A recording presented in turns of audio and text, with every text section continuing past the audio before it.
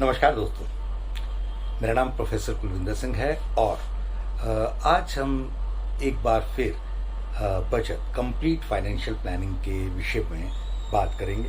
पिछले काफ़ी दिनों से कोई एक नया वीडियो मैंने अपलोड नहीं किया था। उसके कुछ पर्सनल रीजंस थे, कुछ घर में रेनोवेशंस वगैरह चल रही थी, और भी कई रीजंस थे जिन कारण से मैं इन चीज़ों के ऊपर थोड़ा सा कम समय दे पाया। अब जब आ गए हैं तो पूरी तरह से आ गए हैं और पूरे जोश खरोश के साथ, आपके सहयोग के साथ और पूरी चीज़ों को पूरे इत्मीनान से करने के लिए आज का विषय बचत लेकर के आपके सम्मुख है। तो दोस्तों, बचत के बारे में आपके एकदम से क्या ख्याल आता है? गुल्लक। सबसे पहला ख्याल यही आता है, गुल्लक, और गुल्लक से बचत का एक सबसे पहला नाता हमारे साथ जुड़ता है। या फिर माँ की जो चुन्नी के साथ बंधे हुए पैसे। तो ये धीरे धीरे ये बचत का एक ऐसा स्वरूप बन जाता है जो किचन में एक डिब्बे के अंदर पड़े हुए पैसों से शुरू होके एक जीवन के बहुत बड़े हैबिट के रूप में, आदत के रूप में पलता फलता और फैलता है।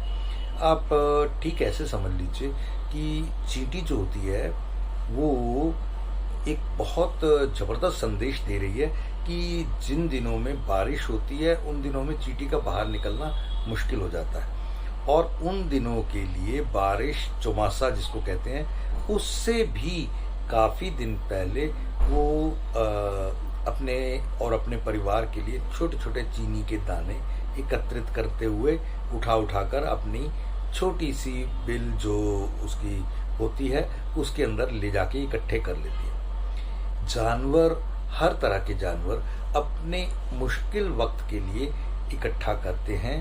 ये इस बात का सूचक है कि कहीं ना कहीं हमें बचत की एक आदत होनी चाहिए। बचत क्यों? बचत क्या, क्यों, कैसे? बचत का असल मतलब तो ये हो गया कि हम अगर 100 रुपये कमा रहे हैं तो 100 का 100 आज के लिए नहीं है। आज के ऊपर 100 का 100 खर्च कर दिया तो दिक्कतें बढ़ सकती हैं। पहला तो ये कि शास्त्रों की बात करें, खैर सिख माइथोलॉजी में तो ऐसा कुछ नहीं है, लेकिन हिंदू माइथोलॉजी या बाकी माइथोलॉजीज में ऐसा लिखा जाता है कि इसमें आपका गुरु के प्रति एक धन है, आपके माता पिता के प्रति एक धन है, आपके टीचर्स और जिन्होंने आपके जीवन में बहुत अलग अलग समय पर अलग अलग सहयोग किया, उनके प्रति एक सम्मान, उसका एक परसेंटेज आपको निकालना चाहिए। वो एक तरह का, तब उसके बाद खर्च करनी चाहिए। ये एक बहुत बहुत अच्छी सोच है। और सिखिज्म में तो ये कहा जाता है, नाम जपो, कीर्त करो और वंड छको, यानी कमा के जितना लाए उसके अंदर अपने पहले तो प्रभु के नाम का गुड़, शक्कर और मीठा डाल दो, और उसके बाद सब में बांट करके वो तो इससे मतलब किसी एक का शेयर वहाँ कहा ही नहीं जाता, वहाँ सबका शेयर, सबके साथ सब मिलकर। और ये सब चीज़ें बचत का एक पहलू हो गई। दूसरी बात, बचत कहाँ, कैसे?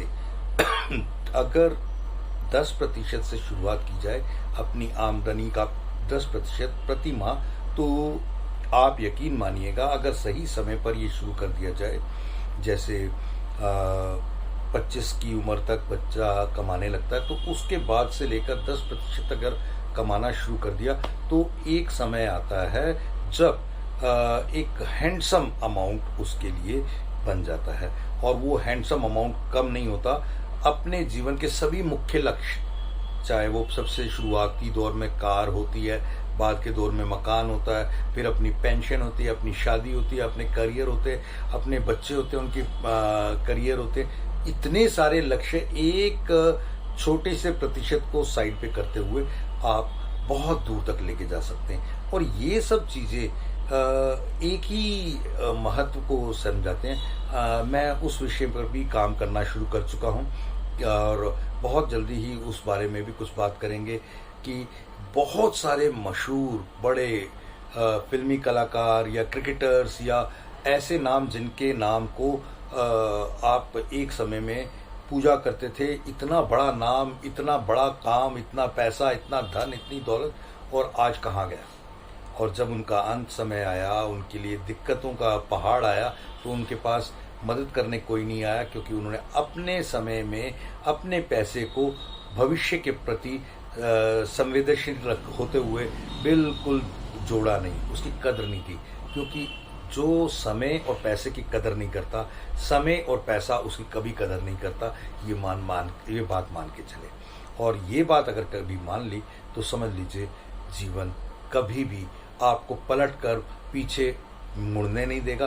दिलीप कुमार साहब की एक बात मुझे बहुत अच्छी लगती है, जो किसी एक इंटरव्यू में उन्होंने कही थी कि जब वो बहुत काफ़ी एज के हो गए थे कि आप इतने लंबे समय तक फिल्मों में रहे, केवल 50-60 साल रहे, और 51 फिल्मों भी आपने पूरी नहीं की। इससे कम फिल्मों में और इतनी वैरायटी, इतना लेजेंडरी नाम, सब कुछ कैसे हुआ, और आज भी आपके पास अच्छा धन दौलत, सब परिवार, सब कुछ है, कैसे हुआ। कहता सबसे बड़ी बात कि जब हम तरक्की करते हैं ना, तो तरक्की करते हुए हर एक की कदर करें, हर एक चीज़ की कदर करें, और तरक्की करते हुए हर एक हाथ से हाथ मिलाते हुए आगे चलें, हर एक के साथ तालमेल रखें, चाहे वो पैसा है, समय है, पर्सनालिटीज़ हैं, या दोस्त हैं, मित्र हैं, रिश्तेदार हैं, हर एक के साथ हाथ मिलाते हुए चलें। तरक्की में ईगो नहीं होनी चाहिए। और जब आप कहीं वापस आ रहे हैं, उतर रहे हैं, उस समय से नीचे आ रहे हैं, तो आपको उन्हीं में से कुछ हाथ थाम लेंगे, और आपकी की हुई उस मदद का ये एक प्रतिफल के रूप में मिलेगा। मैं यही समझता हूँ कि हम सबको अपनी और अपनों की कदर करने के लिए समय का बहुत ज़्यादा महत्व रखना चाहिए। कभी किसी को आपके कारण वेट करना पड़े, इससे बड़ी लानत की बात पूरी ज़िंदगी में नहीं हो सकती। और कभी ये अगर आपने सोच लिया कि मैं समय को बर्बाद नहीं करूँगा, तो समय आपको कभी बर्बाद नहीं होने देगा। और आपने अगर समय की कदर कर ली, तो समय आपकी कदर कर देगा। Same way is money. Money को जिसने आज बचा लिया, पैसे को जिसने आज बचा लिया, उसका भविष्य पैसा खुद बचाएगा। ये मेरी एक आज तक जो मैंने पढ़ा है उसके अनुसार। ऐसे वीडियोस मेरे बनाने का मकसद एक ही है कि आप सब इसके बारे में सोचें, विचारें, और सोचें कि कैसे, क्या, कहाँ बचाना है। उस विषयों पर आने वाले वीडियोस में बहुत अच्छे से हम बात करने वाले हैं। आप चाहें तो मेरे जो स्क्रीन पर नंबर्स आ रहे हैं, उस पर आप बात भी कर सकते हैं। हम जूम मीटिंग्स के द्वारा आपको कंप्लीट फाइनेंशियल प्लानिंग के बारे में बहुत अच्छे से विस्तार से जानकारी देंगे। और ख़ास करके यूथ जो 18, 20, 25 साल की उम्र से लेकर 35 साल की उम्र तक का है, उनके लिए हमारे पास बहुत शानदार योजनाएं हैं। और आज का यूथ विदेशों में शिफ्ट हो रहा है, तो भी कोई चिंता नहीं है। सारी दुनिया में लाइफ तो लाइफ ही है, और लाइफ का सेफ्टी, सिक्योरिटी, सेविंग्स सब उसी तरह से महत्व रखता है। तो इसी के साथ मैं अपने विषय को समाप्त करता हूँ। कृपया हमारे दिए गए लिंक्स पर हमें कांटेक्ट करें, और अपने जीवन को सफल, सरल और बहुत ऊंचाई तक ले जाने में हमारा सहयोग करें। Thank you. जय हिंद।